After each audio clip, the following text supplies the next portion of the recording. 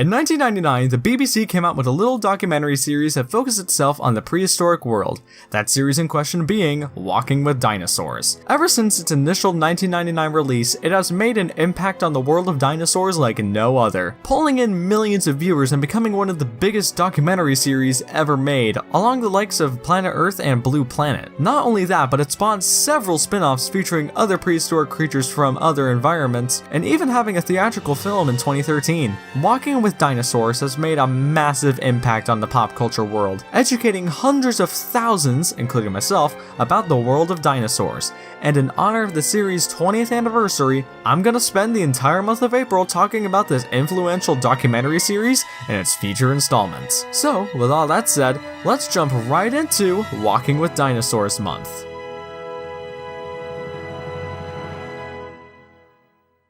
So, it's only appropriate that we kick off this series talking about Walking with Dinosaurs by reviewing Walking with Dinosaurs. Now, I have a bit of a confession to make.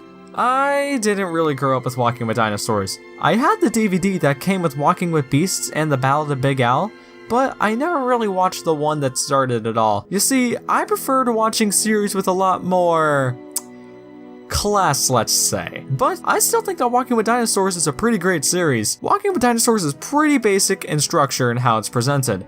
Instead of taking the approach of, holy crap, this dinosaur kicks ass, look at it smack this other dinosaur, holy frig, it focuses on the simple day-to-day lives of dinosaurs. Things like eating, mating, playing, showcasing these animals as just animals and not movie monsters. These types of behaviors aren't just limited to things we know that dinosaurs probably did. The documentary also explores things like possible symbiotic relationships, and even types of dinosaurs we don't even know existed. Walking with Dinosaurs shows nature as it really is, and one of my favorite scenes in the entire show comes from the third episode, in which a predatory dinosaur hunts down a group of pterosaurs along a beach. It's not overly dramatic, there's no music, it's just a predator hunting prey and showcasing nature how it really is. Another thing I really like about this show is its atmosphere. Each episode has its own distinct feel to it. New Blood is very heavy and dark, Time of the Titans is majestic and beautiful, Giant of the Skies is very somber, and Death of a Dynasty is very sickening. And on the topic of the episodes, they're all good, there isn't a single bad one. And the first one, New Blood, is one of my personal favorites. Not only does it set up things to come by showcasing future time periods and the dinosaurs within them, but as an introduction to the world of dinosaurs, it's pretty great. This episode is sort of like a drama, the end of one era and the beginning of another. Long gone are the days of these ancient reptiles, and now the days of the dinosaur are beginning to dawn upon this scarred world. The Triassic is a fantastic setting. The red deserts of this time feel almost Martian, which complement these weird alien creatures that wander the globe, and every single one of these creatures are alien. Even the dinosaurs are more weird and out there than what we're used to seeing. And on the topic of the dinosaurs, we only really get to see one, the sleek and flea-footed Steelophysis. I really like these little guys. The Steelophysis model looks really neat and I dig the colors. I also really like the noises they make. They almost sound like a group of pissed off seagulls.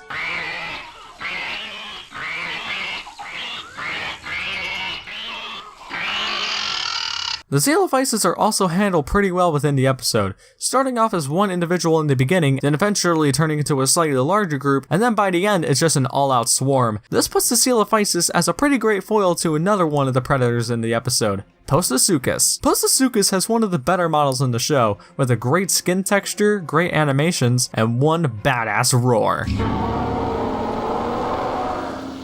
Postosuchus also has one of the best arcs in the show. She starts off as a predator at the top of her domain, literally being introduced hunting other creatures, and throughout the episode she slowly falls from her top spot, sustaining a wound on her leg and losing her territory to a rival. All of this culminating in her death, which features her corpse being feasted upon by a pack of hungry Steelophysis. Postosuchus is really a forebearer to the fall of all the old age reptiles. Once on top of the world, she's now nothing more than food for more modern and advanced predators, which the narration states to us. All the Postosuchus's heavy armor and muscle are no more than food for the agile little dinosaurs. Along with the two standouts, we also see a pair of mammal-like creatures called Cynodonts, who get constantly harassed by a pack of Steelophysis, Placerius, a large herbivore that kind of looks like a cow, if the cow was exposed to nuclear radiation, Patinosaurus, a little bug-eating pterosaur, and the latecomer to the episode, Plateosaurus, who really showcases how the dinosaurs are going to be taking over the world for the next 160 million years. Overall, New Blood is a pretty great start to the series, and one that perfectly sets up the style Walking with Dinosaurs is going for. Time of the Titans is probably the most iconic episode from the entire show. This is the episode with all the dinosaurs everyone knows. Diplodocus, Stegosaurus, Allosaurus, all those big guys. Not to mention, it has what can be considered to be the main musical theme of the entire show, which really showcases the majesty of the dinosaurs.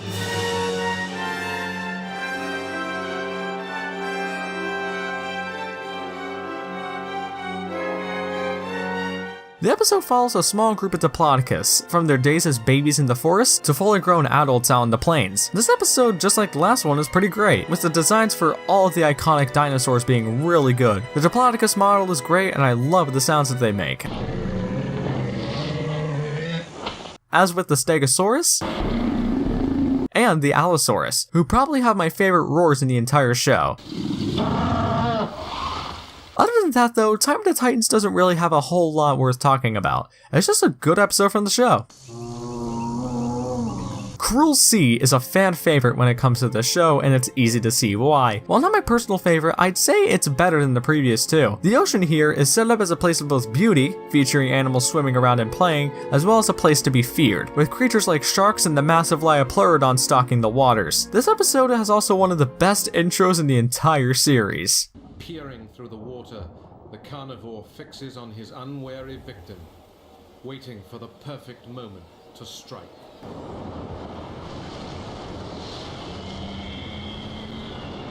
That bait and switch is super effective, and it never gets old. Much like Time of the Titans though, it doesn't really have a whole lot of stuff worth talking about. A lot of the CGI models look really good in the new underwater setting, and the mix between real-life animal shots and prehistoric creatures looks really good. In fact, a lot of the effects, whether they be practical or CG, look great, especially in this episode, with the massive Ophthalmosaurus prop being the centerpiece for awesome looking practical effects in the show. Not only that, but this episode is really good at showcasing life for not only the sea creatures, but for the land and aerial creatures as well. While pterosaurs are a-okay skimming the water hunting fish, dinosaurs have it a little rough. The dinosaur we see in this episode is the Streptospondylus, a large predator, but unlike the Allosaurus, who is busy hunting other large dinosaurs on the mainland, the Streptospondylus is a scavenger that feeds off the carcasses of sea creatures and has to swim from island to island, which, as we saw in the beginning of this episode, isn't exactly the safest thing in the world. Overall, Cruel Sea is a great episode that features a lot of great moments, beautiful ocean shots, and badass animals.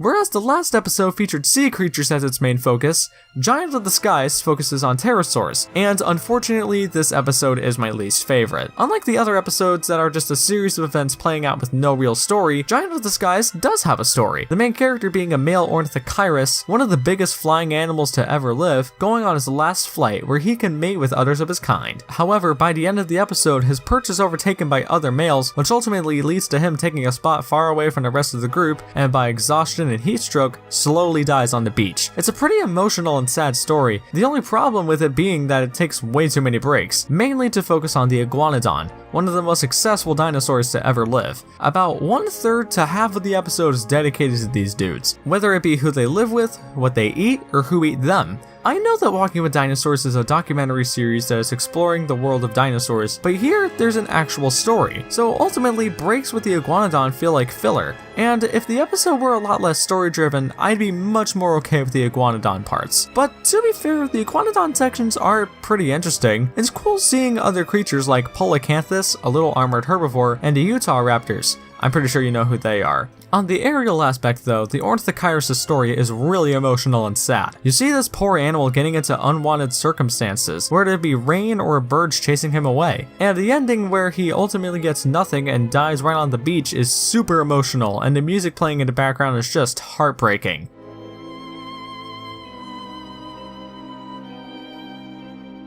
And on top of the music itself, it's really good. The Ornithochirus main theme makes this already massive creature seem even bigger than he already is. This is most apparent in his intro, which is by far my favorite in the entire series, not only with the music but also with the fantastic build-up.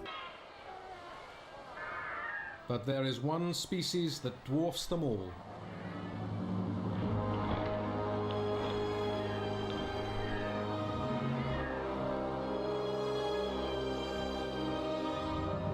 Other memorable themes include a theme that plays during the Utah raptor hunt, which was always a personal favorite of mine. And in fact, this episode was a personal favorite of mine for the longest time. But it's only on this most recent rewatch that this episode's issues became a lot more apparent. With all that said though, Giant of the Skies is still a good episode, just not as good as the ones the series has to offer.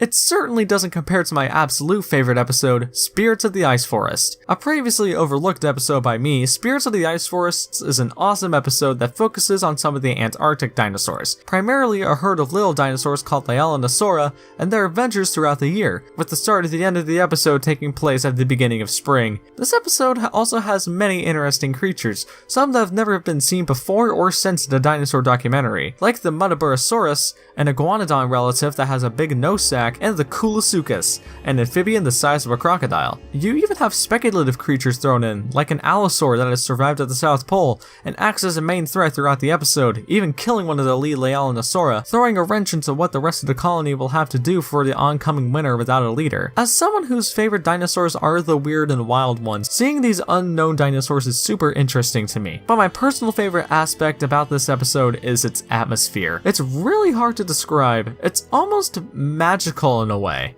Even the music has this feeling of a magical world.